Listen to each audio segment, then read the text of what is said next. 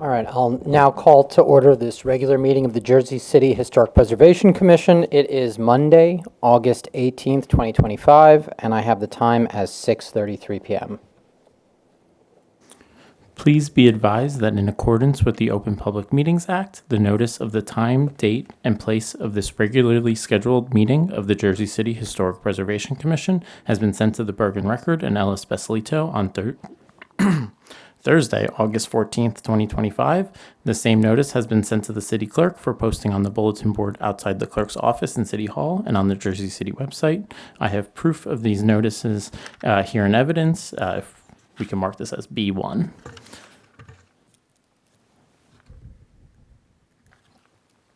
And we will move on to a roll call attendance. Commissioner Gucciardo is absent. Commissioner Sandkamp? Here. Commissioner Gunther? Here. Commissioner Sakong? Here. Commissioner Blazak? Here. Commissioner Gordon? Present.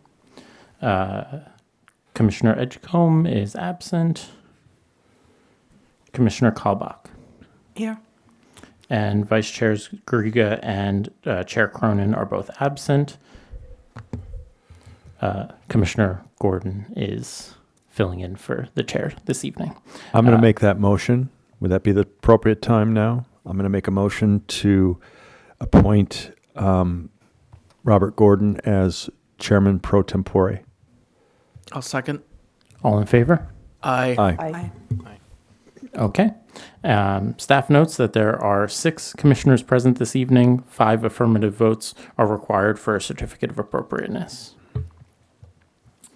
And then next up on the agenda is the approval of minutes from the July 14th, 2025 regular HPC meetings. Are there any questions or corrections to the minutes?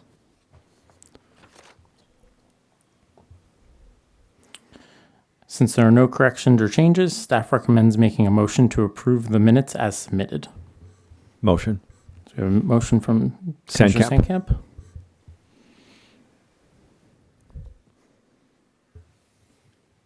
Second.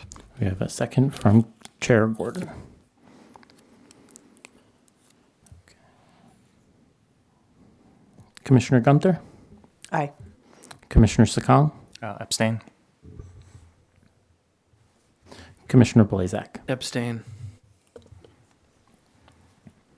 Commissioner Kalbach? Aye. And then Commissioner Sandkamp? Aye. And Chair Gordon? Aye. Okay, we have 4 in favor, 3 abstains, and no nays. The motion to approve the minutes as submitted is from the July 14th, 2025 HPC meeting is approved. As a note, Commissioner Edgecombe just came in. The time is 6:36. Thank you. For all correspondence, all copies of correspondence and all application materials are linked on the agenda through their application numbers. For announcements, staff has one announcement at this time. Item 11B, demolition review of 104 Ferry Street, B-25-0182 has been issued an imminent hazard by the construction code official, and as such has been removed from tonight's agenda. And Robert, if you would like to call the first case. Yes, so moving to old business, I'll call case H-24-0248. The applicant is Jennifer Bogdansky, Esquire, applicant on behalf of 24 Bright Street, LLC owner. The address is 24 Bright Street, and this is for a certificate of appropriateness for a proposed rear and fifth-story addition to an existing 4-story building, interior renovations, and front facade restoration at an altered contributing Italianate townhouse built circa 1890 in the Van Voorst Park Historic District. And this is a recommendation to the Jersey City Planning Board that was carried at the request of the applicant from the June 16th, 2025 regular HPC meeting.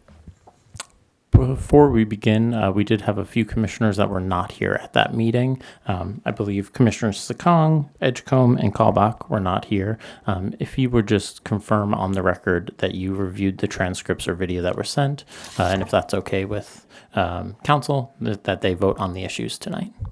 Yes, that would be acceptable. There you go. And I can confirm that I read Commissioner through the Sakong? transcript. Commissioner Callbach I did. and Commissioner Edgecombe. I was here in the audience and I watched the transcript again today. Great. Thank you so much. Okay, thank you. Yeah, for the record, Charles Harrington of Connell Foley on behalf of the applicant. The application was before the board at their June meeting, or the commission, I'm sorry, before at their June meeting. At that point, it was 5 stories and 4 units were being proposed.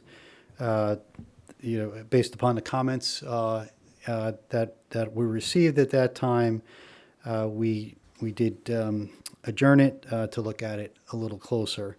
And in that time period, what we've done is my clients and the architect have made revisions that are hopefully consistent with the comments that they got from the commission. So what we're presenting tonight, you'll see, is different from what was presented in June. It's a smaller project. It's a 4-story building with 3 residential units. No variances are being requested as part of the overall presentation. So that's so what you saw in June, even if you read when read the transcript and looked at the video, you're going to see something different tonight, which we hope you also deem is appropriate. With that said, I'm going to bring up Mr. Vandermark, who can walk you through the revised project.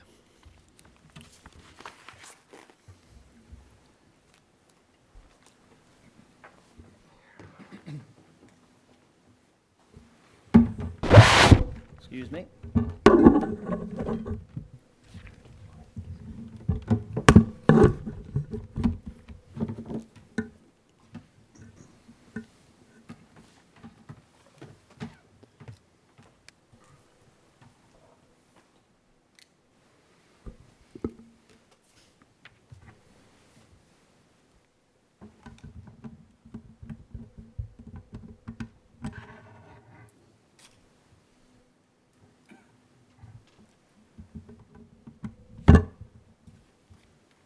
If we can just have the monitors turned on, that would be great. And while that's happening, I'll just swear you in before you begin your testimony. Sure. Awesome. Do you swear or affirm that the testimony you're about to provide is the truth, the whole truth, and nothing but the truth? I do. Can you state and spell your name for the record, please? Absolutely. That is Anthony C. Vandermark Jr., Vandermark Vandermark, principal of the architectural firm of MVMK Architecture. Thank you. Thank you. Staff notes that Mr. Vandermark has previously been qualified in front of this board as an expert in the field of architecture. Great. Thank you very much. Yes. Good evening, everyone. And once again, as Mr. Harrington had just previously explained, I think we have a much improved project here. Again, to state that under the Jersey City LDO, we are proposing a variance-free application. Hopefully, what we are presenting this evening does receive a certificate of appropriateness. We have a pre-existing 4-story Italianate townhome, masonry structure, and we are proposing a 4-story rear yard addition. Just to quickly go back through, and I know some of the commission members were here. I know some commissioners had read the transcripts. The project is mid-block on the northern side of Bright Street. Barrow Street is the nearest cross street to the west, and Grand Street runs, again, west to east, below us on the diagonal. We have a 3.5-story masonry Italianate townhome structure. We have a 3-unit pre-existing structure. We have a kind of a basement unit that is pre-existing, but it's not on the books. To the rear yard, we have a 30-foot, 7-inch deep building. We have a 15-foot deep accessory shed off the back of the building. Forward picture in graphic number 4. Again, it's 3.5 stories. The half story is a basement slightly below grade. Adjacent to us at the west, graphic number 5, is a vacant property that will someday be developed. The vacant property and the property immediately to the west, the 5-story structure, both of them fall in the Bright Street redevelopment plan, which permits 4 stories on the vacant parcel. As you can see, it's pre-existing 5 stories to the west. The redevelopment plan permits that vacant parcel to be at a 70-foot building depth. In the foreground here, graphic 6, we have a pre-existing 3.5-story townhome in a green clapboard that has recently been renovated. And graphics 5, 9, as you can see, both different perspectives to show you the side cementitious stucco material on the side facade, both on the western side and also on the eastern side. The rear yard has a pre-existing fire escape, stucco in the back of the building. And if I take you to the next graphic, there is a pre-existing 1-story shed in the back, which is proposed to be raised. Going back to the existing structure, 3.5 stories, brick masonry. At one time, we're thinking there was a brownstone finish at the base. The heads and the sills, again, we anticipated those to be brownstone. The pre-existing opening has since been reframed, and we have done exploration of the framing and to see if there was any material at this location on the facade, which it no longer exists. The windows are replacement, and the cornice is original. We will get into the restoration of this facade down the road. Interior of this structure, as you can see, it looks like it's a circa 1980s interior renovation. Inside the historical resource, we couldn't find any elements of the pre-existing historic structure. Therefore, this kind of opens the door for us to go ahead and propose the renovation of the interior, which we're proposing this evening. The application, again, before you, under the land use ordinance for historic, would be deemed no variance or variance-free here. We are proposing a 60% or 60-foot deep structure, a 30 feet, 5-inch pre-existing structure with a 29-foot, 7-inch rear yard addition, together giving you a 60-foot deep complete volume as a whole. And again, the proposed addition matches the original historic resource at 4 stories, 3.5 above grade in the front, a full 4 stories in the back. The application proposes a 70% lot coverage. We're proposing a 10-foot deck extension at the first floor with a rear yard stair that takes you to an outdoor area for unit number 2. We are proposing 2 bicycle parking spaces. We are proposing a 0 side yard at both east and western sides. We have a 39-foot, 10-inch rear yard setback from the principal structure or the addition to the rear yard lot line. So again, we're not proposing any variance as part of this application. When you look at the site plan graphic, the pre-existing condition on the left-hand side was at a 45% building coverage with the carriage house. Combined with the impervious pavement, we are at 74% complete lot coverage. This application that you have before you is actually a reduction in lot coverage. So again, 60% building coverage on the combination with a 70% lot coverage. As part of this application, really has no relevance to this, but we are proposing a stormwater detention system in the rear yard, which is part of the green principles that Jersey City is looking for now in all of their new building proposals. There's a pre-existing front planter. This application proposes all new sidewalks and curbing as part of this restoration and addition.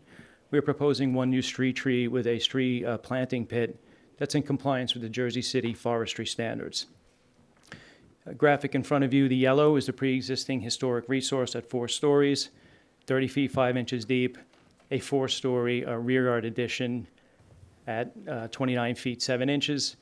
The brown graphic to you is a 10-foot deck extension that's coming off of the first floor above the sidewalk, and in total, a 30-foot rear yard setback from the back edge of that deck.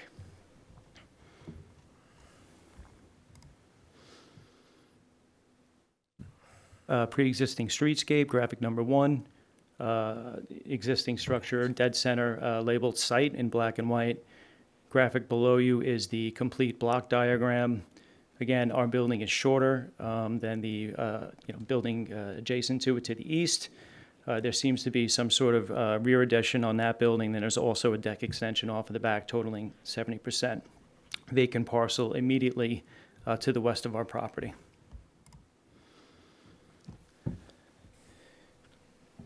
Again, as part of this application, no top floor addition. We have a 4-story extension off the back.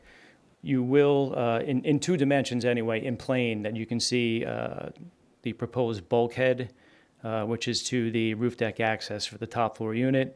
However, what I will prove to you in sightline diagrams from middle of the sidewalk, from the edge of the sidewalk directly across the street, that it will not be visible from viewing angle. As you can see, bottom graphic here, in the future you will potentially have highlighted in blue a proposed structure adjacent to it, which will cut any visibility through that empty lot to the rear yard addition. Red is the proposed addition, and the brown is the deck extension. As you can see in line, in footprint area, you're at a 70% building coverage. We're at a 60% building coverage with a 10-foot deck extension, and then again, very similar to the east at 60 feet and a 10-foot deck extension.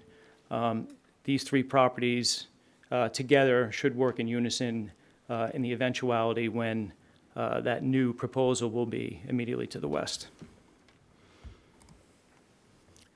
From the proposed floor plans, at the basement level, what we're labeling that the first floor plan, we have a singular unit at the basement level. Again, yellow is the existing historic resource that's going to be renovated. We have a 29-foot 7 extension. We have a 1,230 square foot 2-bedroom. We have 2 rear yards stacked vertically here. We have the first rear yard of 400 square feet that's going to be available to the 2-bedroom at the basement level. And then we have a stair that goes down to the rear yard, or the rear yard separation, at 481 square feet, and that'll be for Unit 2 coming in off of the 2nd floor. 2nd floor, bottom right-hand graphic, is a 1,923 square foot 3-bedroom plus den duplex. The front and the back of this level is all considered one unit with one internal stair.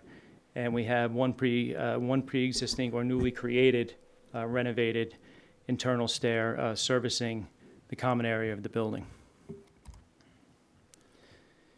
We have the proposed 3rd floor. It's split up into 2 units.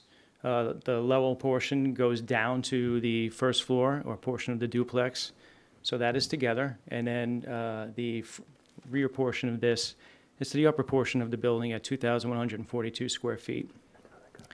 The common stair will disappear at the 3rd level.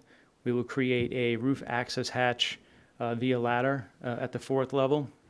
Because we have 3 units and we have a 3rd floor entry point to both of these units, we are not required to bring the stair up to the 4th floor, and we are not required to have 2 means of egress as part of the structure. Top floor, again, is the upper part of the back duplex from the 3rd floor, and again, at 60% building coverage.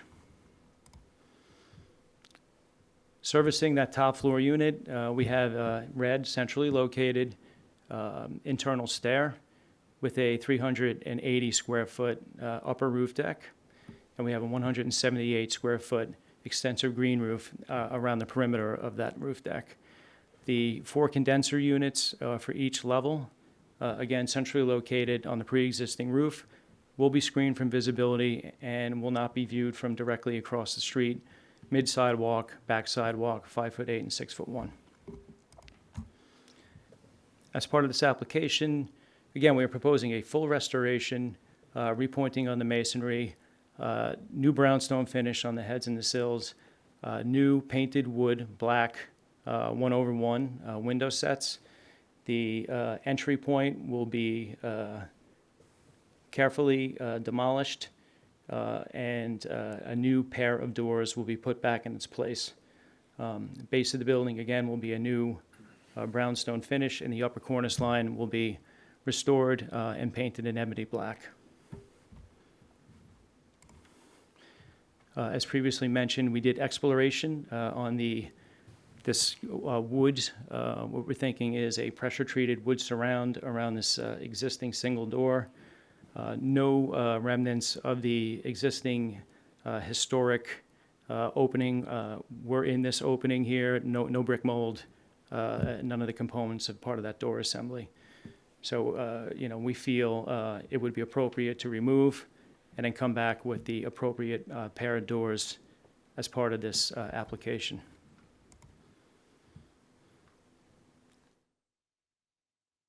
Again, full restoration on all the masonry elements. As you can see, bottom right-hand corner now in graphic number 2, pair of doors with an upper transom, very similar to the 18 Bright Street, which is a few doors down to the east.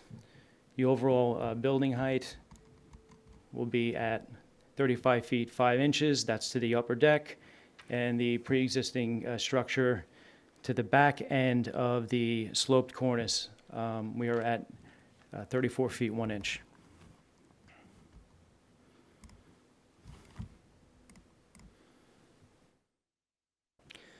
Again, the front railing system, pre-existing, will be scraped, cleaned, and repainted. A new brownstone finish will go on the existing planter and the existing curbing in front at the gate line. Stairs will be refinished. The existing railing system, again, will be refinished in an ebony black. We will have a mahogany paired doors, as you can see, with a lower medallion, both with lights above the medallion. It'll be a stained ebony color with an upper transom above. We have one plaque sign with the building number directly if you're facing to the left-hand side or the western side of the entry door.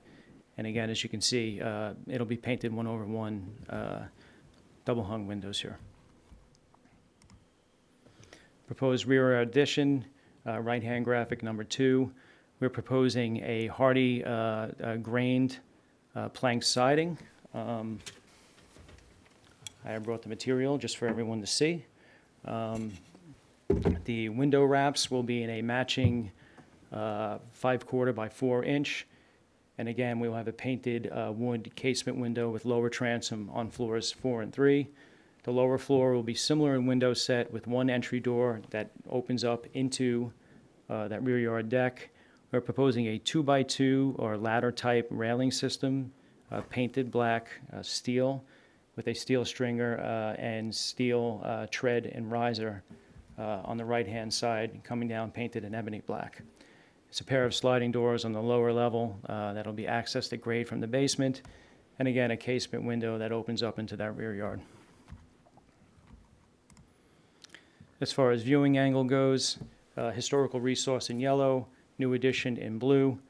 Uppermost point to the upper roof deck is at 35 feet 5 inches. Again, no variances being requested for the overall height. 4 stories is permitted in the historic district, and 4 stories is being proposed. Graphic shows, as you can see, you cannot see above the cornice line from across the street at 6'1", and even see the bulkhead from the proposed internal stair from the top floor unit.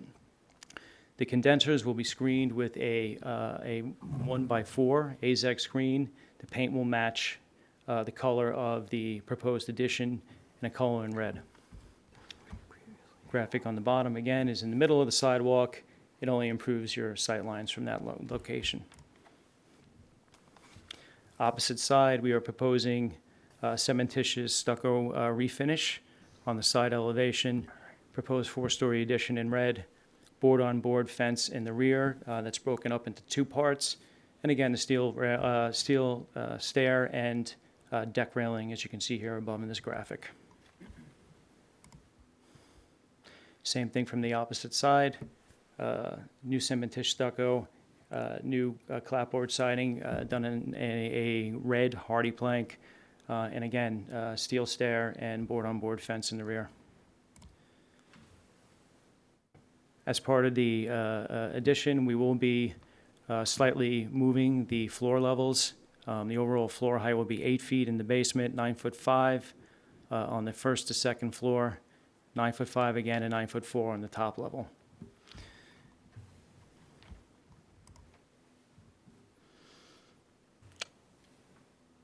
From the front facade, you cannot see the rear addition. In perspective from the east, you cannot see the rear addition. Only in perspective from the west through the vacant parcel will you be able to see this 29-foot, 7-inch addition with the upper bulkhead. And again, an aerial, again, it more or less looks like one uniform volume now, but clearly standing forward and standing proud is the historic structure. From a sun angle point of view, the structure is permitted in height and volume. Again, we're casting shadow in the morning, in the midday, into the vacant parcel, and into the side of the building of the redevelopment plan building at 5 stories.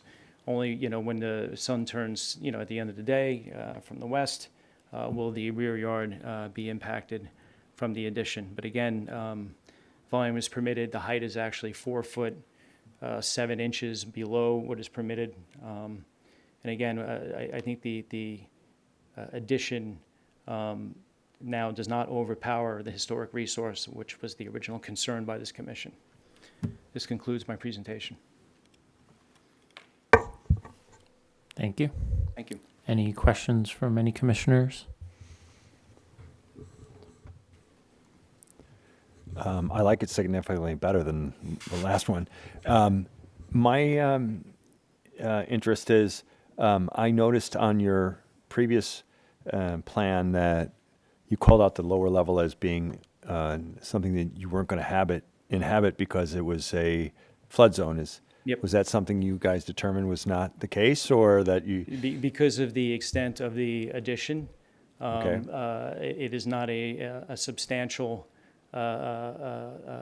renovation or addition to the overall basement area, so therefore not deemed needed to be elevated above the floodplain. In the event that DEP does change their mind on this, I'll be back to this commission. Yeah, that's where I was going. That's exactly what's going to happen. That's where I was going with it. Yeah. Okay, so what is that breaking point? Is it 50% greater? Is that what? Is that why you're? 50% greater, and we're technically just Okay. below 50% at the Right. moment. Okay. I guess the other thing was there any thought about changing any of the ironwork in the front? Because I'm not sure it's original, or there was anything about that. Well, that is something that is not considered as part of the application at the moment. Okay. I have a question about the windows. Sure. Do you have the tax card available? Yes. Is there, I guess there were 1/1s at the time of the tax photo. Yeah, I was a little confused by it myself, but it sure looks like a 1/1 there in the photo. Yeah, I guess my question would be, this seems like a relatively modest Italianate building. And I just wonder if historically they had 1/1s or if they may have been 2/2s. Because the production of the glass, on a building this modest maybe they wouldn't have paid for those windows.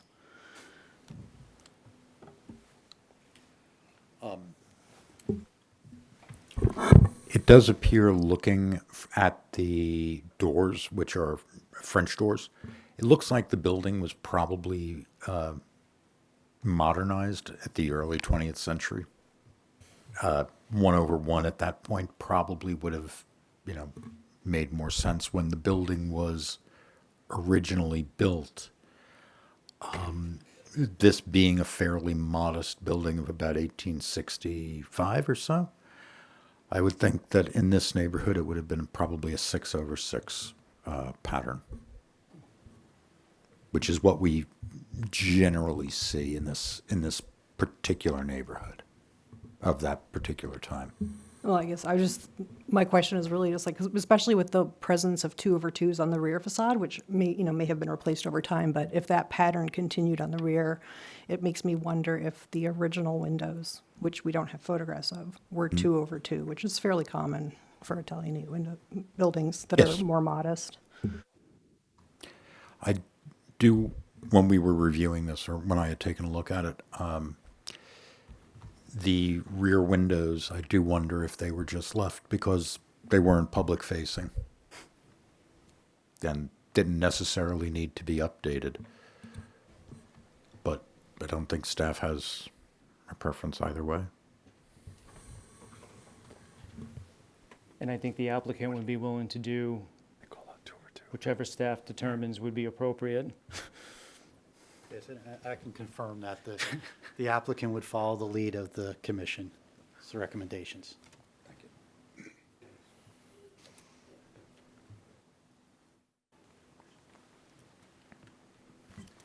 Can we take a look again at that rendering that shows what the new addition would look like from an oblique angle with the existing vacant lot to the west? Yeah. Okay. So there's a pretty obvious change in materials there to delineate old from new. Okay. Right. I just wanted to confirm that. Thanks.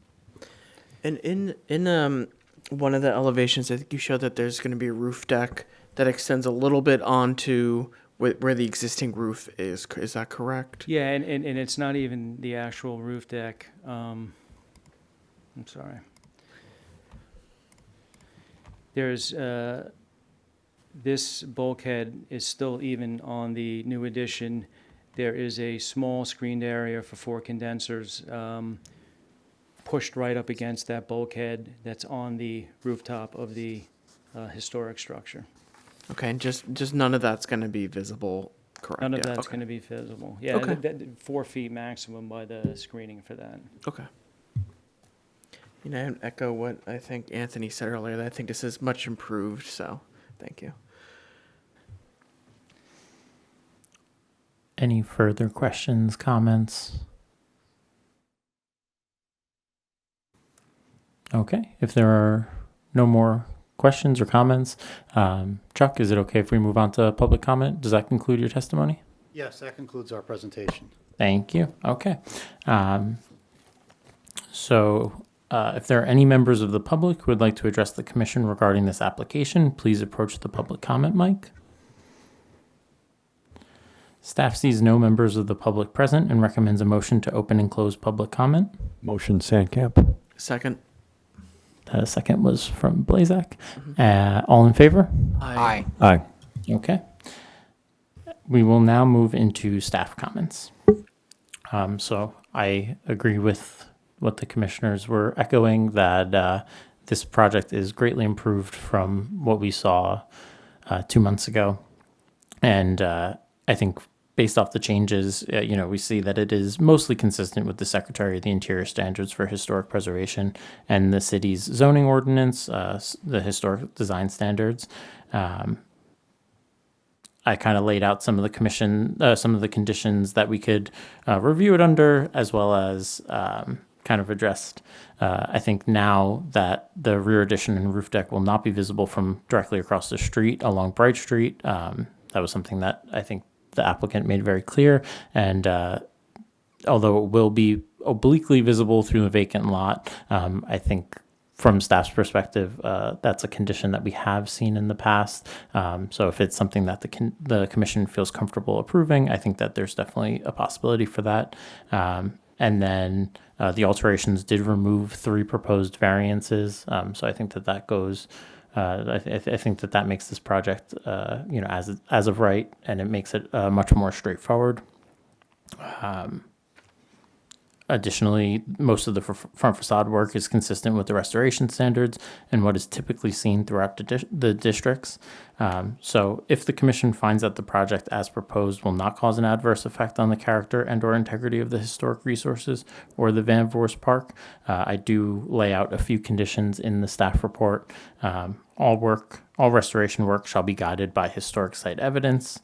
The applicant shall carefully remove inappropriate modern materials on the front facade, including the door surround, to document existing conditions prior to the submission of construction documents. The applicant shall notify HPC staff and schedule a site visit of any changes or differences to the approved plans at the time of this exploratory demo.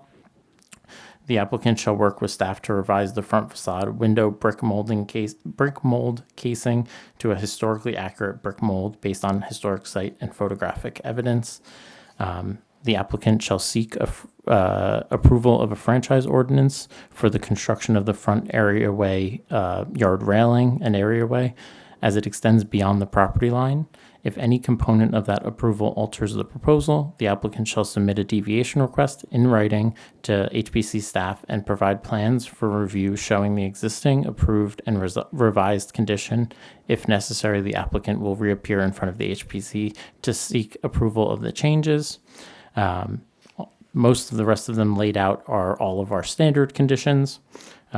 We did have one condition that was brought up by Commissioner Gunther. I kind of kept it vague, but if we would like it to be more specific, we can. Applicant shall work with HPC staff to revise the front facade windows prior to the submission of construction documents. I don't know if we want specifically 2/2 or if we would explore 6/6, what you prefer. I'm just inclined to think that the 1/1 is not likely to be the historic configuration. That's Okay. all. Yeah. So maybe we keep that vague, a little bit vaguer condition, and then I'll work with the applicant to ensure that we have appropriate windows on the front facade. If it's vague, how will you know what's appropriate? Yeah, based on historic research. Okay. Unless we would like to specify. No, someone needs to do the research first. So. Okay. We could say a minimum of 2/2. Okay. So that way it could increase from there, maybe. That would be acceptable. Okay. I did have one other one that I caught while I was while the applicant was presenting that I did just want to also address. The applicant said that the siding proposed, the hardy plank, was going to be a patterned kind of wood grained. If we could just revise that to a flat hardy plank, that would be appreciated as well. Sure. Okay. So the applicant shall revise the hardy plank siding to be flat rather than patterned prior to the submission of construction documents. As staff mentioned, staff recommends a motion to approve and recommend to the planning board with the conditions as noted in the staff report and read into the record. If I could, just before we go there, when I picked up reading the conditions, number 9, I just want to clarify in the record, condition number 9, which has us come back to the HPC in the event something is approved later, but it's not before the commission tonight, which would be the windows, or condition number 3, the front facade window brick mold casing. Those are items that would not have to come back to the board, because they seem that number 9 conflicts with number 3. So number 9 is one of our standard conditions, and that just is mainly if there are substantial deviations that cannot be approved at the staff level. That was my understanding. I just wanted to clarify that. Not a problem. Before we take a vote on this, I also want to emphasize on the record that although there's visibility obliquely from the front of the building, and we have to take the site as we find it, I think we can all acknowledge, as the applicant did, that there is a very high likelihood of development at the neighboring lot. And I think it's fair to say that is something that we are taking into consideration in this case. So I think this is we're deciding this application on these specific facts just for future reference. When we look back at what we did here, I want to bear that in mind. Okay. Again, staff's recommendation is approval of the certificate of appropriateness and recommendation to the planning board with the conditions as read into the record and in the staff report. I'll make a motion to approve with conditions as read into the record in the staff report. So we have a motion by Blazak. Commissioner Blazak and then I'll second that. a second by Commissioner Gunther. I will take a roll call vote. Commissioner Sandkamp, Aye. Commissioner Gunther, Aye. Commissioner Sakong, Aye. Commissioner Blazak, Aye. Commissioner Edgecombe, Aye. Commissioner Kalbach, Aye. and Chair Gordon. Aye. We have 7 in favor, no against, no abstentions. The certificate of appropriateness and the recommendation to the planning board is approved with conditions. Okay, Thank you, everyone. Thanks. Thank you. Michael, while I have the floor, if I can indulge the commission, I'm also here on 300 Central Avenue, the demolition review, and I'm just requesting that be carried to September. There's an issue that I wanted to take another look at. Not a problem at all. If we could just have a motion to carry it. Motion, Sandcamp. Second, Blazak. All in favor? Aye. Thank you. Thank you. All right, with that, I will now call the demolition case for 1123 Summit Avenue. This is B-24-2696. This was carried at the request of the applicant from the June 16th, 2025 regular HPC meeting. I was going to say this beforehand, but sorry. I actually don't know if is anybody here for the demolition application? No? Okay. Maybe we save that to the end. I apologize. And then move on to the new business, and then we can loop back to those demos. This way we can get the good people out of here. All right, we'll circle back then. So moving to new business, that takes us to case H-25-0226. The applicant is Continuum Design LLC. On behalf of Laura Hooker and Darcy Greenham, owners, the address is 575 Jersey Avenue. This application is for a certificate of appropriateness for interior renovation and a full-height rear addition visible from the public right-of-way at 575 Jersey Avenue, a non-contributing 2-story residential building built circa 1975 in the Harsimus Cove Historic District.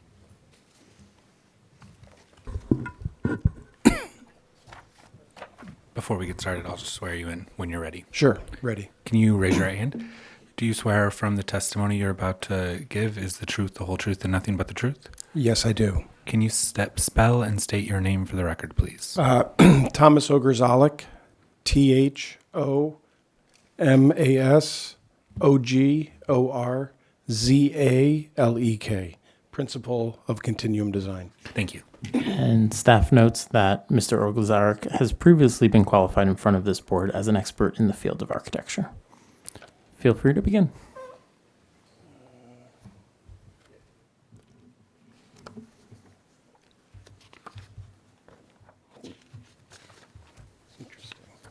Sorry, it's just not responding.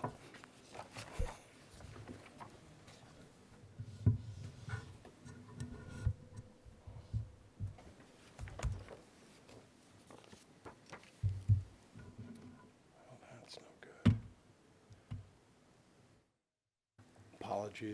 Apologies.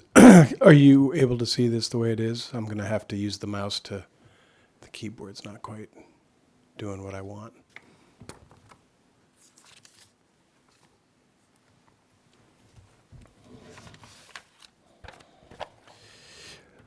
Okay. I'm Thomas Ogrzalek. I'm a partner at Continuum Design.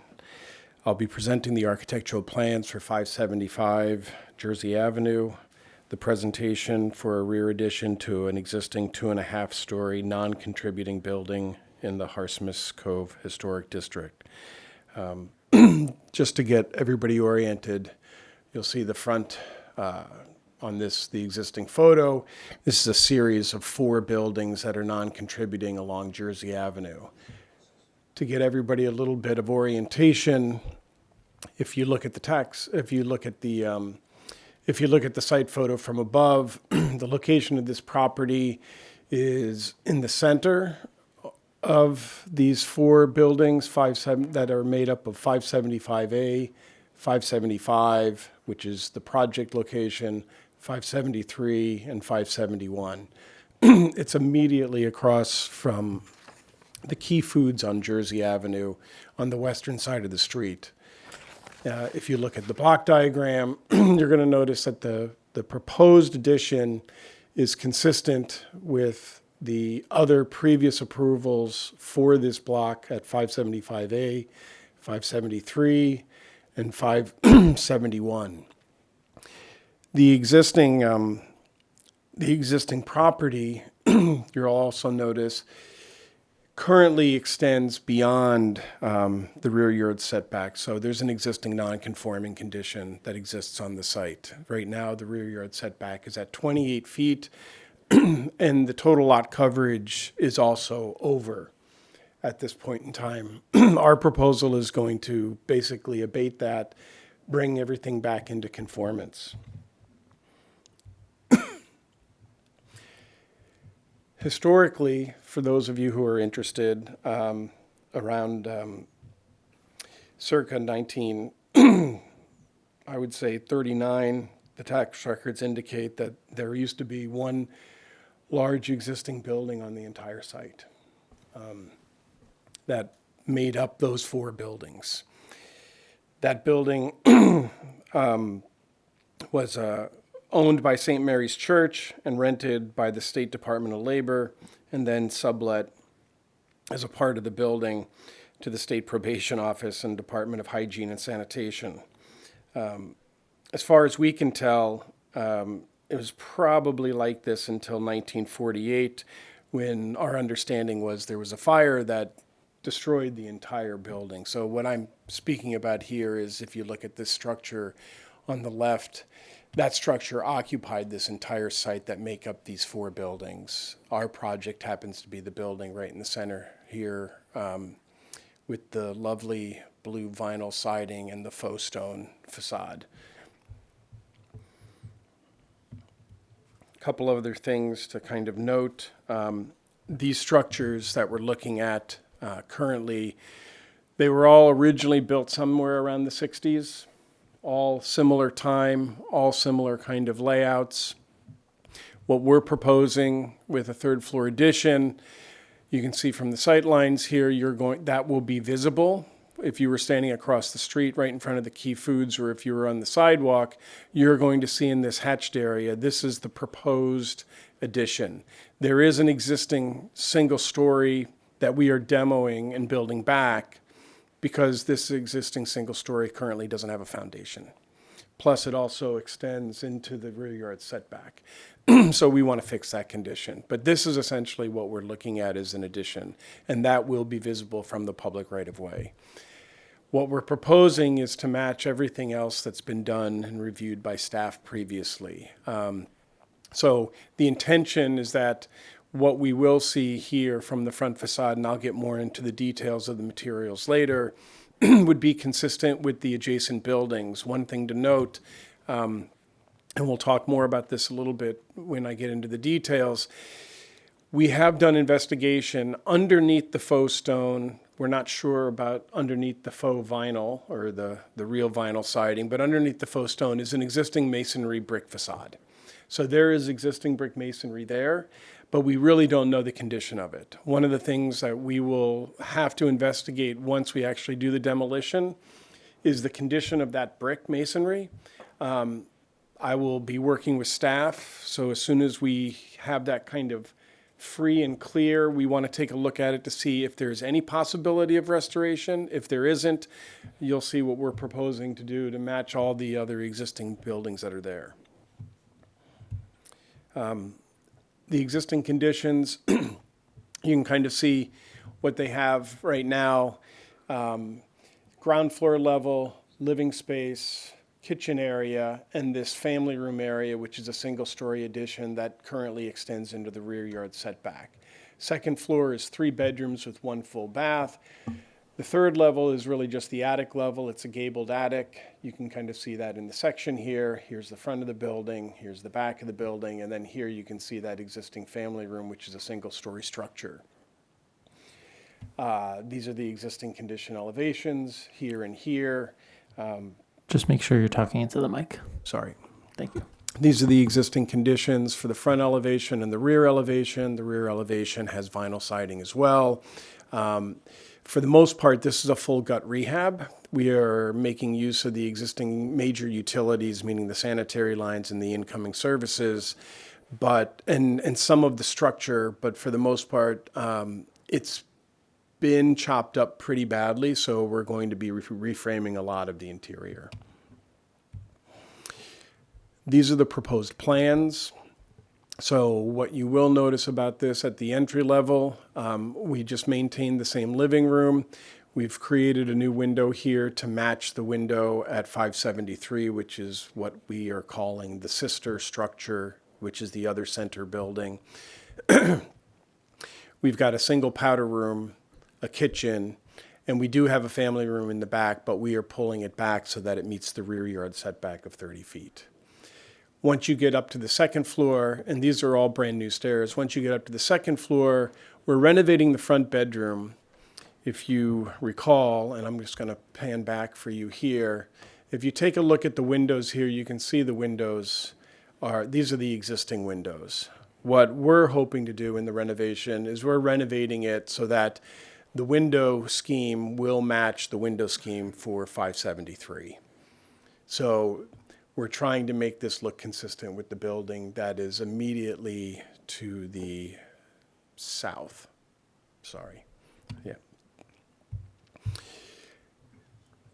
That bedroom will have its own full bath. There'll be one shared full bath for the 2 bedrooms in the back, storage closet, a mechanical space, and then a laundry center. The stair will rise up to the 3rd floor where there's a small office area, a master suite with a full master bedroom, closet area, and then there's going to be a roof access ladder in the closet that'll allow you to get to a roof hatch and go out onto the roof to be able to do maintenance. There are a couple of skylights in the project. You can see that in the roof plan. One is in the main bathroom. The other one is over that office area. And this is the roof hatch I was talking about before that actually you get to through one of the master closets. We made some revisions. So hopefully you're looking at the most recent set of drawings.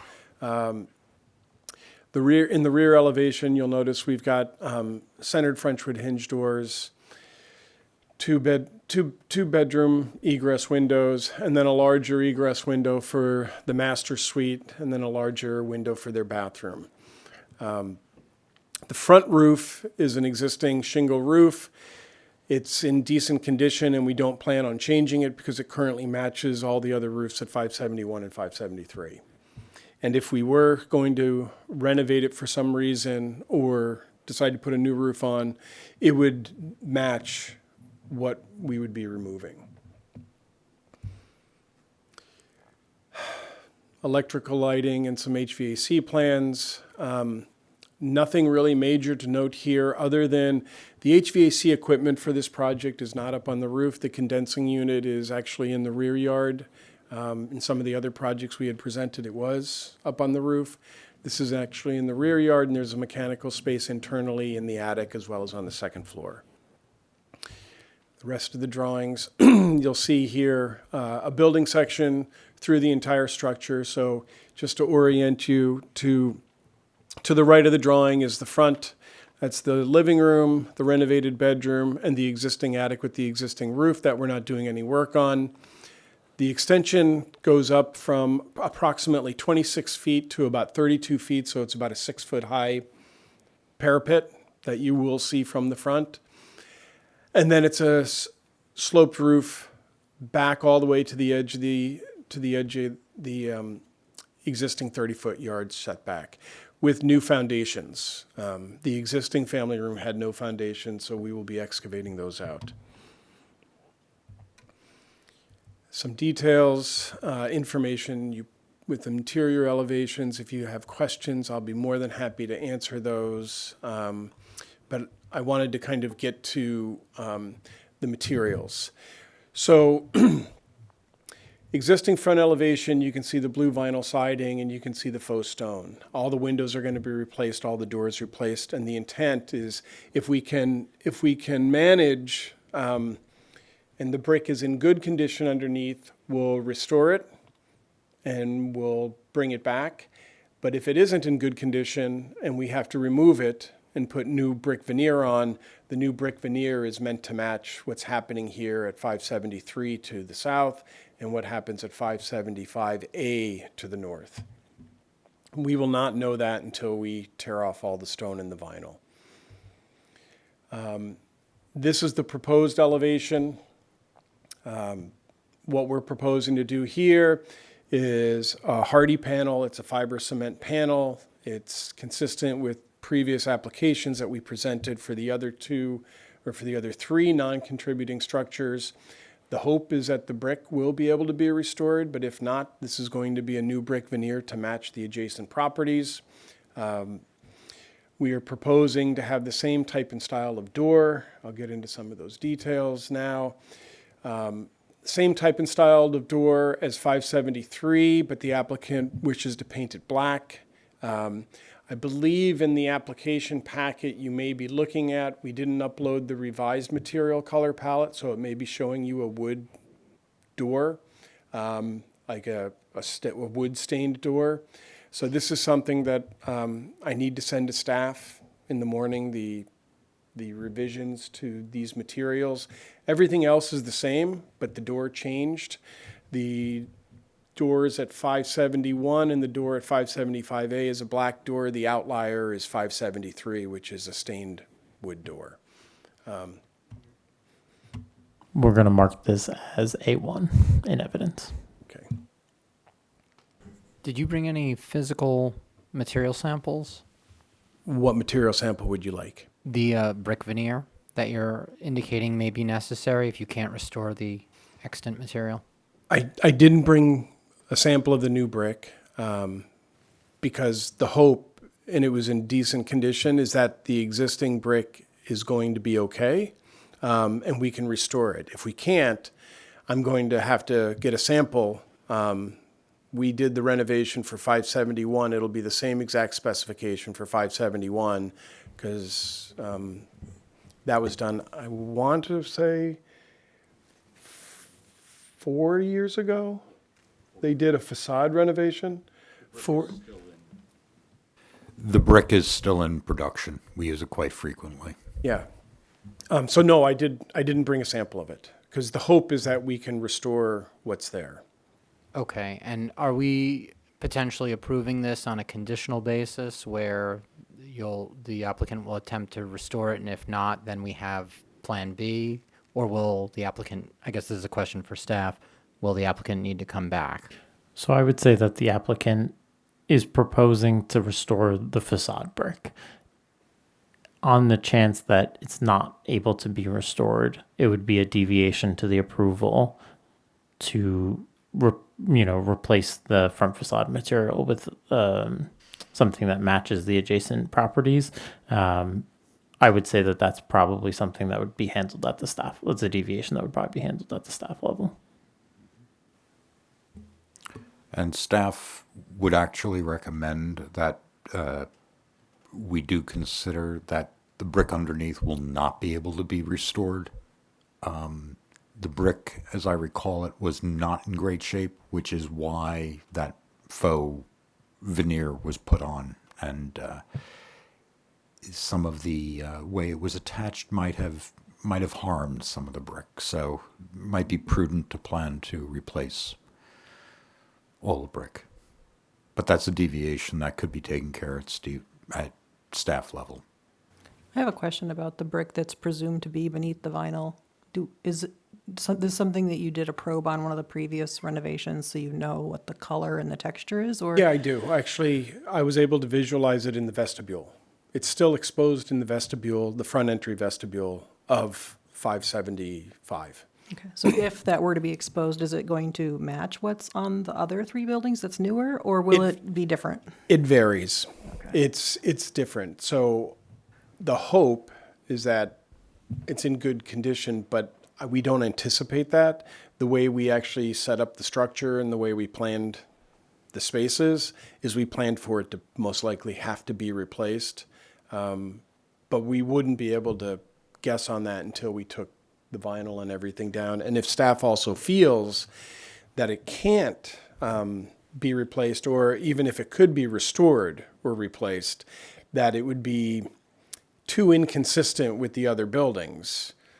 The applicant also understands that most likely we would be putting a new brick veneer on. Yeah, I'm wondering if, I know you're going to try to maybe restore that, but I'm also wondering, as a non-contributing building, if we're overly concerned with restoring what's there, and maybe it's preferable for them all to match in this case. Sure. I don't think that there is brick underneath the vinyl. I believe that was a cementitious siding beforehand. I didn't look under the vinyl.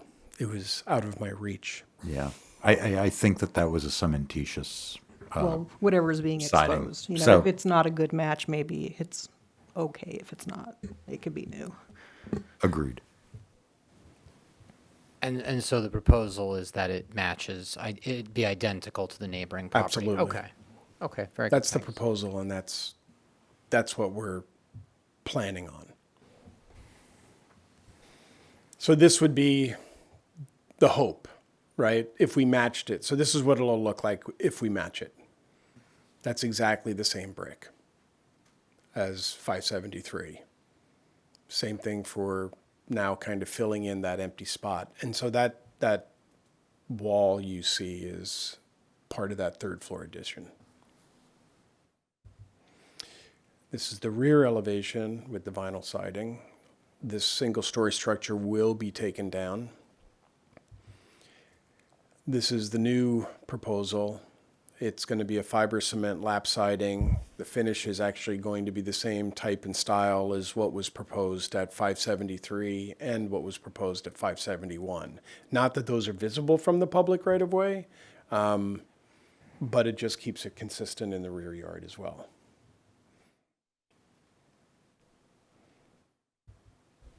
And that concludes the presentation. If you have more questions, I'd be happy to answer. Can I ask a question about the trim color on around the fiber cement? Yeah, in that rendering, you show it. It's a sketch.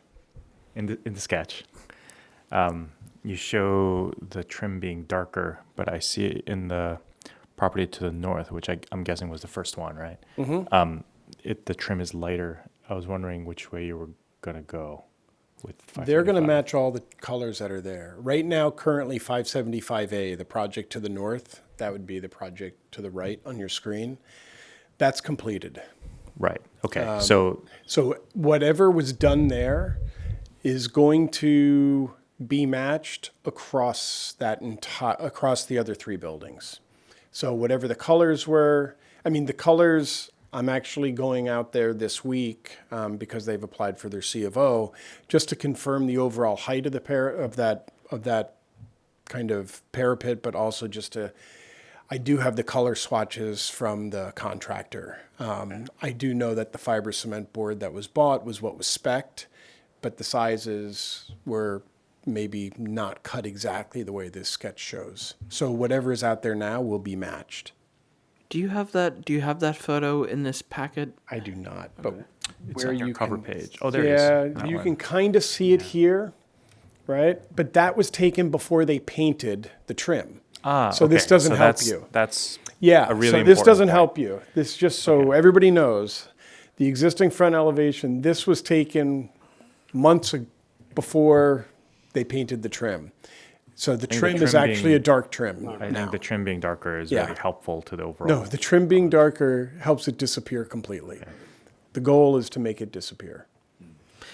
And I don't know if this was, in the middle of construction and it's since been rectified, but it just looks like some of the detailing on that trim is a little, I don't know, rough. Like it could be smoothed out just in this photo. So maybe it's something that if it's painted a darker color could disappear. So Yeah. I'll be up on the roof this week. Okay. So I'll let you know. I have to go out there before we can get a C of O, just to kind of verify some things. But yes, it wasn't painted when this photo was taken, so maybe that's a little misleading.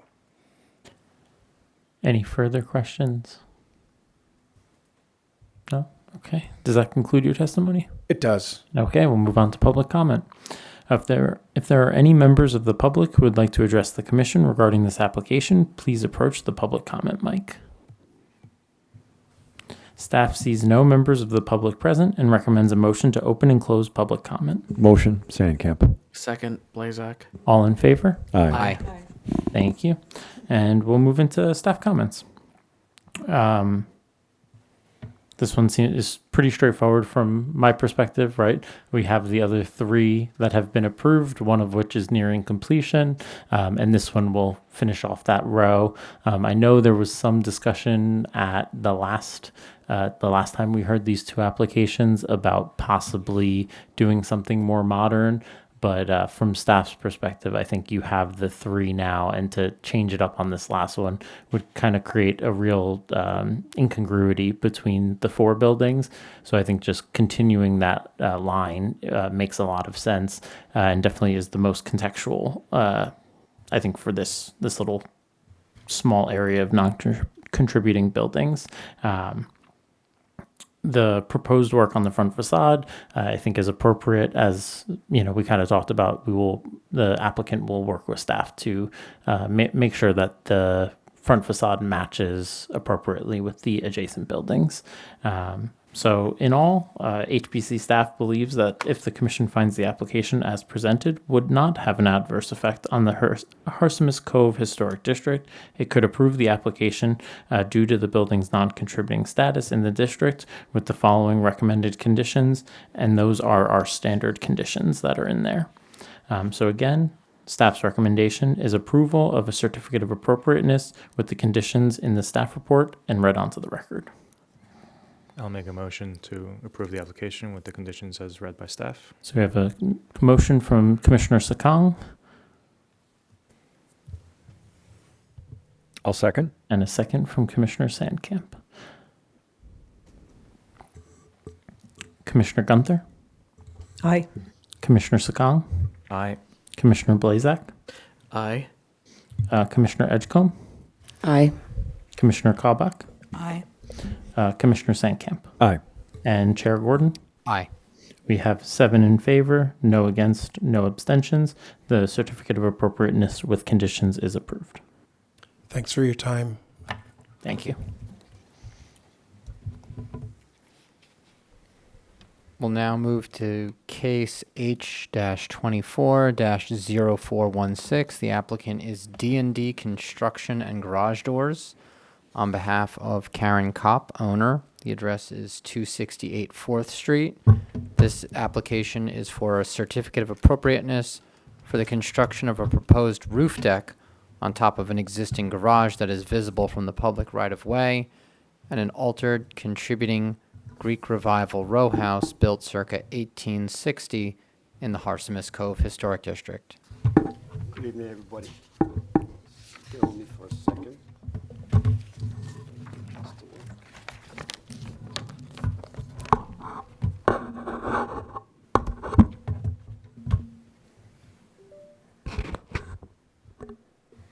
And before you get started, I'll swear you in.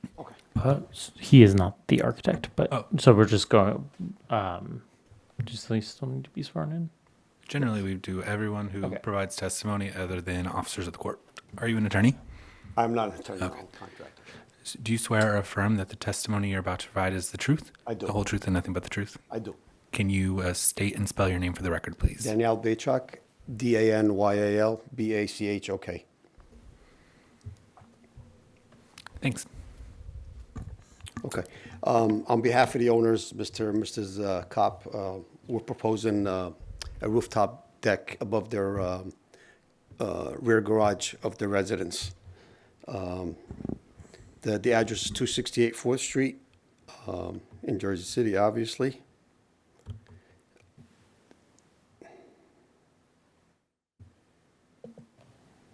Okay. That's the front of the property and the rear of the property.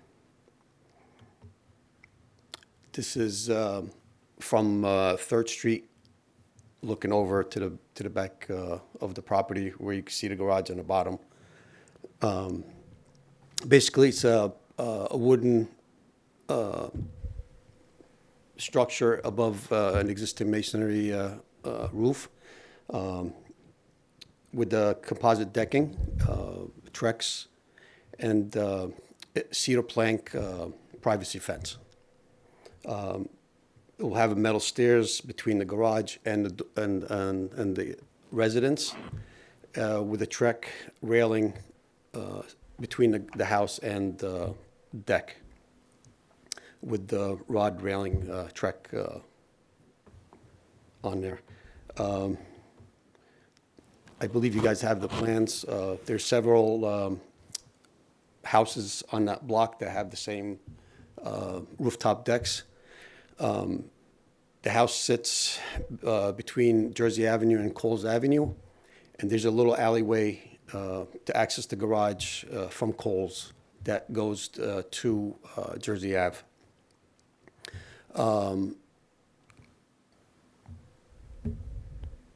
Get the plans.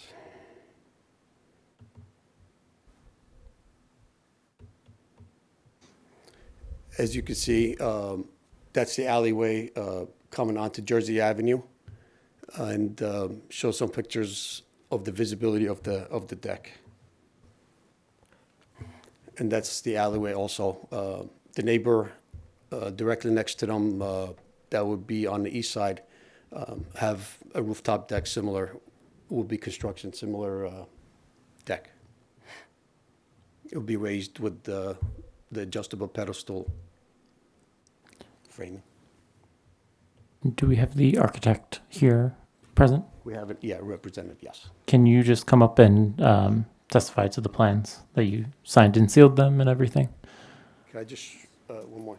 Yeah. On this last slide, you could see which houses, the 5 houses that have the rooftop decks next to it. Thank you. Of course. Can you raise your right hand to be sworn?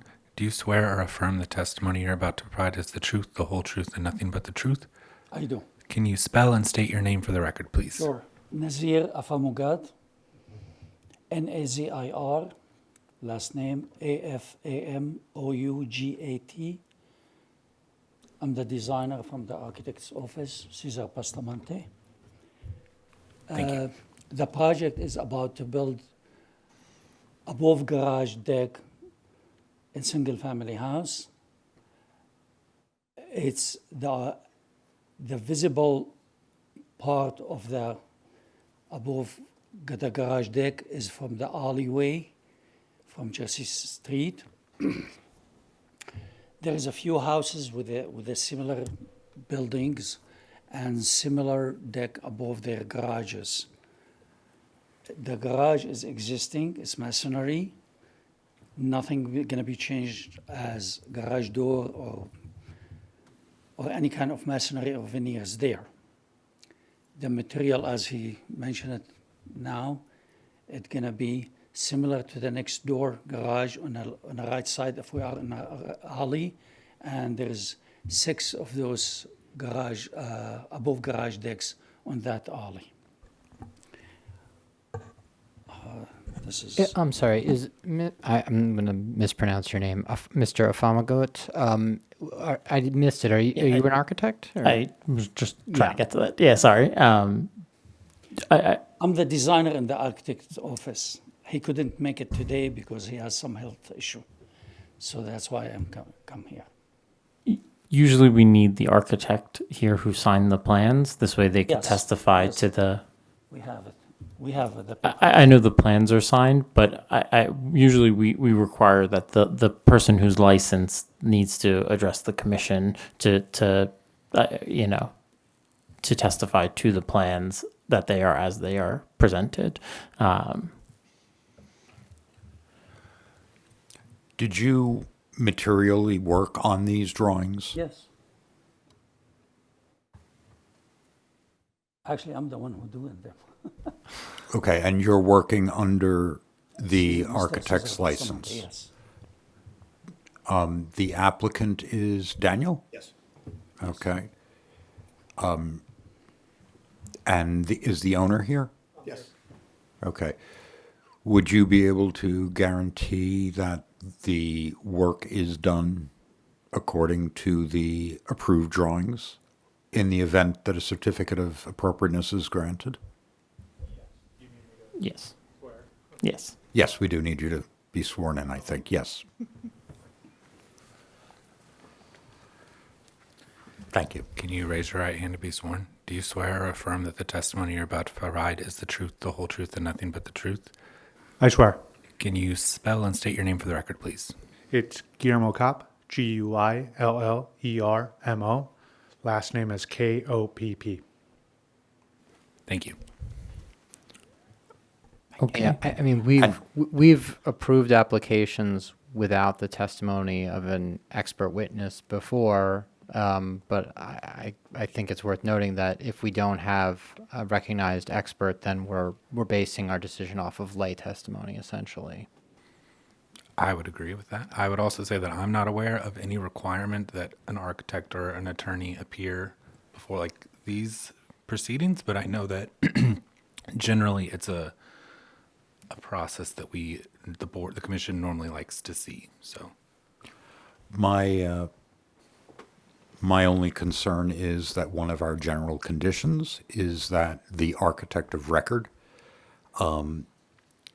be retained during construction to make sure that construction is done correctly. And at the end of the project, they can confirm in writing that the project was constructed as designed and planned. So if you could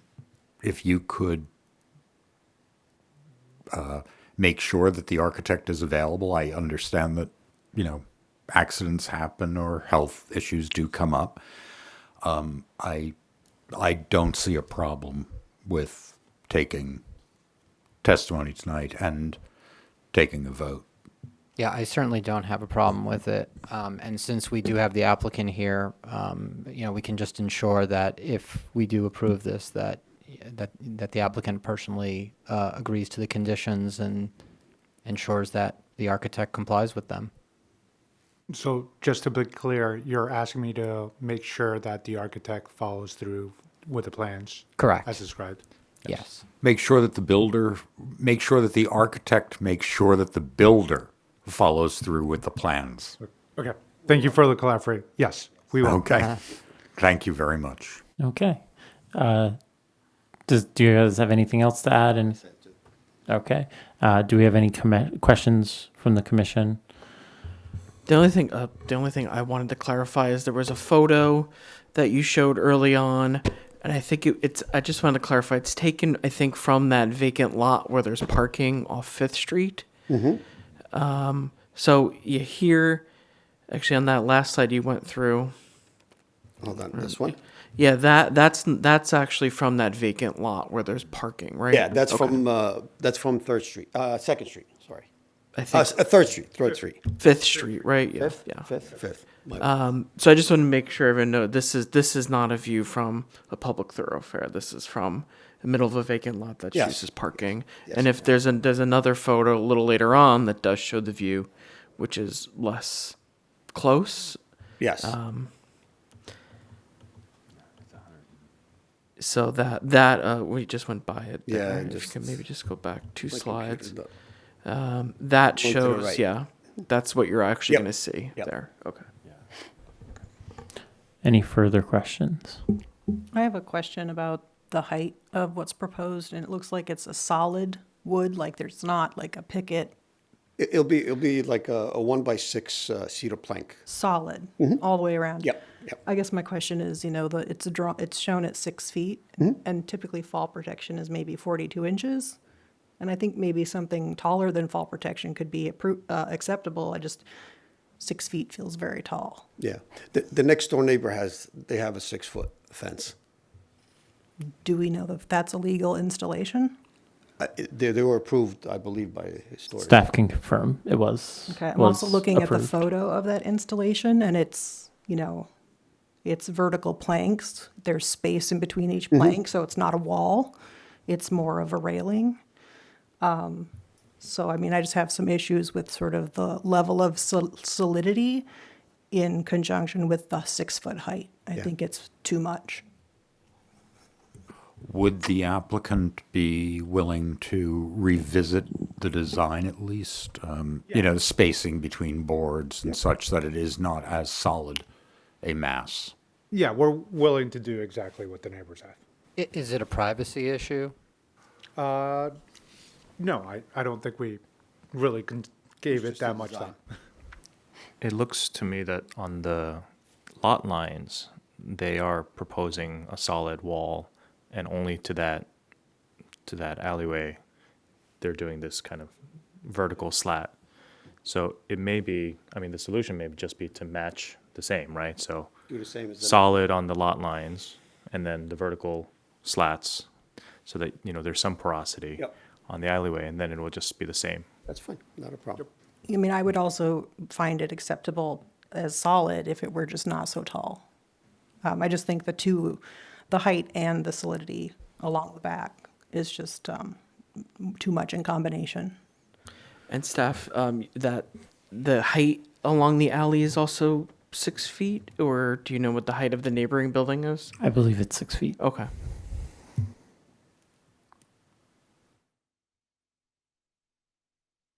Any further questions? Does that conclude the testimony? Yes, it does. Okay, we'll move on to public comment. If there are any members of the public who would like to address the commission regarding this application, please approach the public comment mic. Staff sees no members of the public present and recommends a motion to open and close public comment. Motion Sandcamp. Second, Blazak. All in favor? Aye. Aye. Aye. Thank you. Okay, we'll move on to staff comments now. The project as proposed seems pretty consistent. There are a number of existing garage roof decks on the street, 270, 272, 280, and 284 4th Street. And the only visibility for these is through that alleyway, the public right-of-way alleyway behind the property, and then maybe like a little bit of, very, very distant visibility from 5th Street. But HPC staff believes the project, as proposed, is mostly consistent with the Secretary of the Interior standards for historic preservation and the Jersey City Historic Design Standards. In staff's opinion, the project, as proposed, will not cause an adverse effect on the character and or integrity of the historic resource or the Harsomist Cove Historic District, and recommends approval of the certificate of appropriateness with the following conditions. Those are our standard conditions. And again, that first condition is that the architect, Cesar Bustamante, shall be retained during construction and shall submit as-built signed and sealed drawings to staff or a signed and sealed letter representing and noting that site construction was consistent with work approved under the certificate of appropriateness before the issuance of a certificate of occupancy. Just wanted to make sure that one was on the record.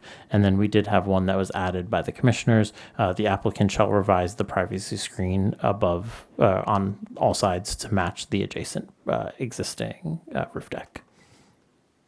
And that will be revised prior to the submission of construction documents. And again, staff's recommendation is approval of the certificate of appropriateness with the conditions as read into the record and in the staff report. I think Commissioner Gunther had said, felt that the applicant had the option of revising the material or revising the height downwards. So does the applicant have a preference? I would like to keep the height as is. I have a daughter. The higher it is, the better. All right, very good. Thank you. Do you agree to the conditions as? Yes, we will match. Could you just- We agreed to the conditions We agreed to the conditions to match our neighbors and make sure that they're slanted, right? That there's space, and make sure that the architect follows through with the plans. So you do agree to all the conditions that Michael read into the record? Correct. Thank you. So again, staff's recommendation is approval of the certificate of appropriateness with the conditions as read into the record and in the staff report. I'll make a motion to approve with the conditions as read in the staff report. So we have Commissioner Blazak. Second, And Sandcamp. then a second from Commissioner Sandcamp. Okay, Commissioner Gunther, Aye. Commissioner Sakong, Aye. Commissioner Blazak, Aye. Commissioner Edgecombe, Aye. Commissioner Kallbach, Aye. Commissioner Sandcamp, Aye. and Chair Gordon. Aye. So we have 7 in favor, no against, no abstentions. The certificate of appropriateness with conditions is approved. Thank you so much. Thank you. Thank you.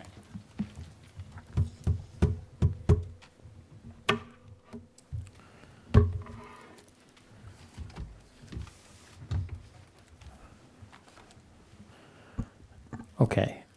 As we move into the demos, well, so first, we don't have any updates on the tabled case, I don't believe, Dan? Any updates on 172 Belmont? Yes, with 172 Belmont, that is the house where the owners came in and wanted to use a substitute siding on their house, continuing to remove all of the historic clapboard and shingling. They have hired an architect, not an architect, they are hiring a contractor who specializes in carpentry and repair work, so that the existing character-defining features can be restored. So I'm hoping that this will come off of the agenda in the next couple of months, at least before the winter. We were going to circle back to the demolition case. Yes, that's why I was coming up here. I was just giving myself a little bit of time. Let me pull up the information for that, and then we can get started on them. But in the meantime, if you'd like to call it, feel free. Thank you. I would like to call. I'm revisiting 1123 Summit Avenue, so that's B-24-2696. Go. Can I just ask for a quick clarification? This was carried from June, but it wasn't reviewed in June. It was never heard. Okay, No. all right. No part I of it. didn't see was it in heard. the transcript, so I was just wondering. No, we did not hear any testimony or anything for this one. So it was just on the agenda in June.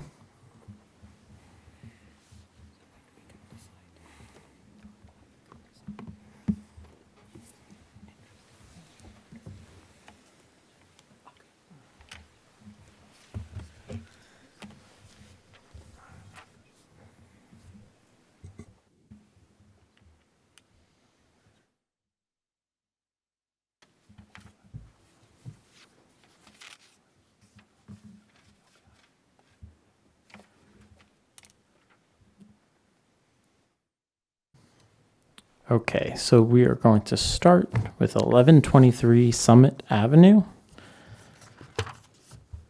And just a little bit of, to place us.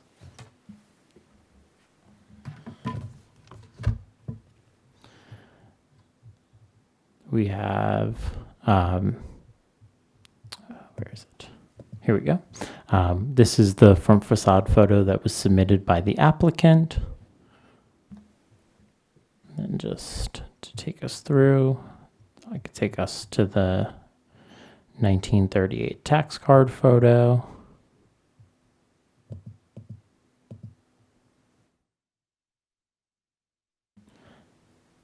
And then we have the memo that was issued by staff, the recommendation from staff.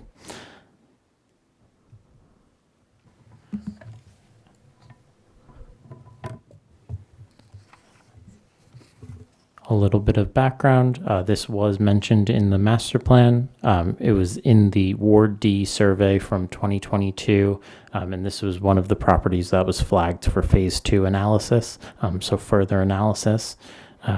This was built circa 1890, Queen Anne style.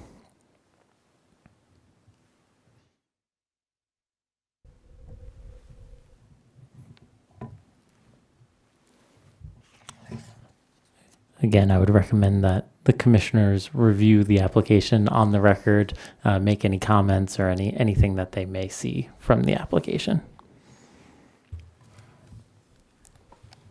it's almost identical to its original 1938 photograph. If I look at that, I'm just comparing it today to the 38 photograph. It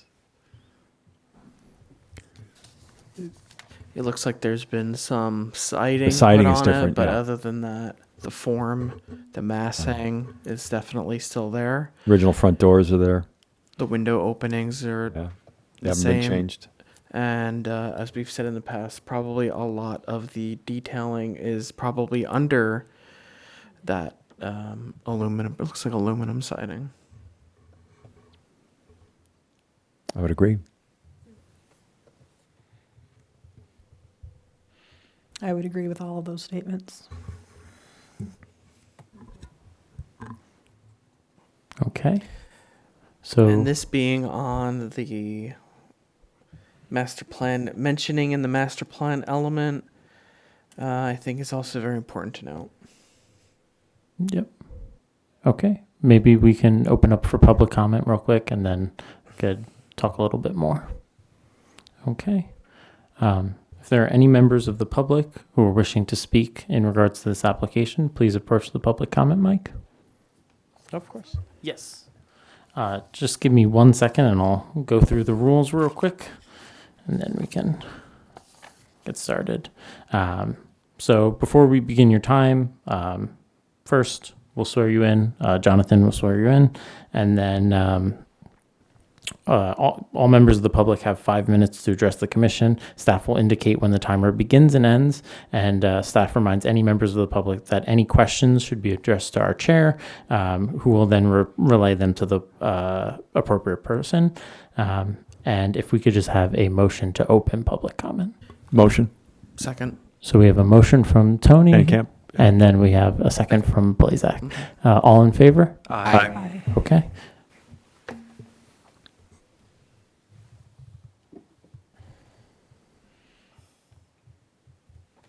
Can you raise your right hand to be sworn? Do you swear or affirm that the testimony you're about to provide is the truth, the whole truth, and nothing but the truth? I do. Can you state and spell your name for the record, please? Sure. My name is Sarah, Sarah Migliore, Migliore.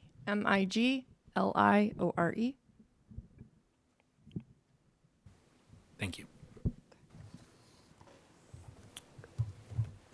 And feel free to begin. Okay. Hi, everyone. Thank you for having me here tonight. I'm Sarah Migliore. I'm a trustee of the Jersey City Landmarks Conservancy. And I just wanted to say that I am in support of the letter written by the HPC. Do not support this demolition. It would be a shame to lose a Queen Anne twin on this block. It would also, I think, set a bad precedent to have this building demolished and to lose that historic fabric of this block. And I also did not see anything in the packet about why it's being demolished. I didn't see anything about the structural integrity of it or anything from an engineer, so I would be curious to know why it's being demolished. So I just wanted to go on the record and say we do not support. Thank you, Ms. Migliore. Thank you. Okay. Staff sees no further members of the public and recommends a motion to close public comment. Motion. Second. Motion by Commissioner Sandcamp and a second by Commissioner Blazak. All in favor? Aye. Aye. Thank you. Yep. And again, as far as staff comments go, staff finds that this property does maintain integrity in many of the 7 factors: location, design, setting, feeling, association. The materials and workmanship have been slightly diminished based on, as we mentioned, some of the exterior components are definitely replacements, but it clearly still maintains its Queen Anne styling. So staff recommends a motion to prepare a resolution recommending denial of the demolition application to the zoning officer. I'll make that motion. Motion from Sandcamp. Commissioner Sandcamp, Second. and we have a second from Commissioner Kalbach. Maybe just before we vote, just one thing that came up in public comment about the structural integrity. Just to note that we don't necessarily make our determination based on that when something like this is not in a historic district. Yes. So it's just about the, that doesn't come into a factor with this. Yes. Yeah. Yes.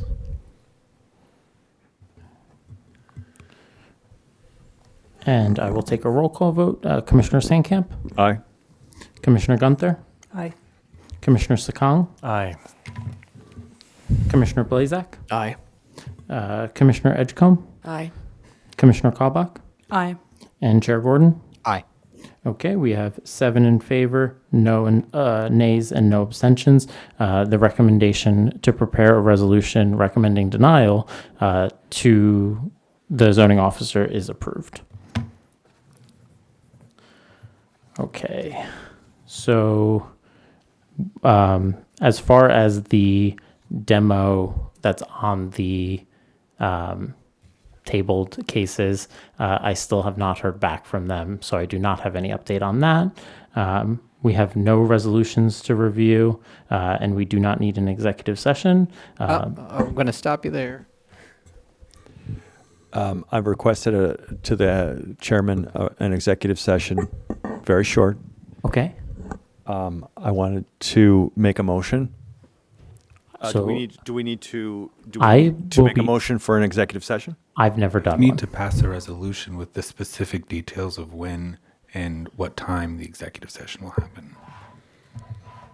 Maybe it would be helpful to discuss what you want to discuss in the So- executive session. Like, what's the reason for an I executive want to make a session? motion to establish a subcommittee to study the demo ordinance and recommendations of changes in the demo ordinance.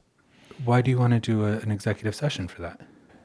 If I can do it in regular order, I'll do that in regular order. Oh yeah. No, I think that's. Okay. I think it's very appropriate to just have it at the end of business. We can have that Yeah. meeting. Okay. So So still in the meeting, but the end of our agenda. yeah, before we close out the meeting. Yeah, So, so okay. Go we ahead. don't need an executive session, so we can move on to that. Okay. So I wanted to make a motion to establish a demolition ordinance subcommittee, and the subcommittee would recommend changes to the existing ordinance to address issues currently ongoing, creating problems, I believe, for the staff and at commission levels, and that subcommittee would report back to the commission, and eventually we will formulate changes that we can recommend to the demo ordinance. So just to confirm that I heard that right, you subcommittee to review the demolition ordinance. Yep. We can And definitely. I'm willing to be a member. Yeah, I think we can definitely do that. Is there anyone else who would volunteer to be part of this subcommittee? I would. So we have Commissioners Sandcamp, Commissioner Karbach. Any others? We won't make it difficult. We just need diverse opinions about what are some possibilities of. I think my opinion is that we should try and streamline the way we handle it. If there's ways to shorten, like tonight, that was good. I would, in my opinion, if we had 4 of those, it wouldn't be onerous. But we've had many where we're an hour on one. And not just that, probably identifying which, properties should be in front of the commission. It should be a little more concrete, less subjective. Okay. Do we have any other commissioners that would like to join the subcommittee? I would recommend I'll it join. not be bigger than 3. I'll Okay. join in. Okay. So we have 3. We have Commissioners Sandcamp, Karbach, and Gunther. Can we have a motion to? Can I just Oh, yeah. just put a little bit of a finer point on the mission of the subcommittee? So is this to make recommendations to modify the demo ordinance itself, or is it more focus on the business practices of the commission and how these applications proceed in our meetings? Is it all of the above? How do you envision I think it's this? both, but ultimately it's just to make it function better within the commission's meetings and also achieve what we're trying to achieve with it. You know, I think we're trying to protect historic structures, but at the same time, we want the commission to focus on structures that are like the one tonight. You know, structures that are, you know, in danger, that have a lot of integrity. Okay. But I'm not saying any real specifics about that, but I would agree that it's twofold. It's going to be a recommendation that will hopefully go through to the city council, where the city council could make a change in the ordinance. And I think when it comes to amending or modifying the ordinance, there's a significant legal question there. So there's no question that the ordinance could be improved. I wonder at what point council would get involved in this conversation. Are we going to come up with recommendations and then see how they can be legally implemented, or would it be possible to get council involved? Can we recruit council? I was would going to recommend- send Commissioner Sandcamp an email tomorrow. So Yeah. I would recommend Yeah. that council and a member of HPC staff, namely Michael, be members of that subcommittee. Yeah, let's get these gentlemen some overtime. We can definitely, I don't know if typically non-commissioners are on the subcommittees, but we can definitely consult, I think. We've Or- had I don't know if I'd put you on the subcommittee, Yeah. but definitely work with the subcommittee Yes. to further the I commission's can, goals. I can definitely do that. So do we have a motion? I think we can make that motion to work with legal and staff. Yes, definitely. So if we have a motion to form a subcommittee to review the demo ordinance with Commissioners Sandcamp, Kalbach, and Gunther. I'll make that motion. So we have a motion from Commissioner Gordon Second, Blazak. and a second from Commissioner Blazak. Should I roll call? Yeah, that seems appropriate. Okay. Give me 1 second. Just gotta.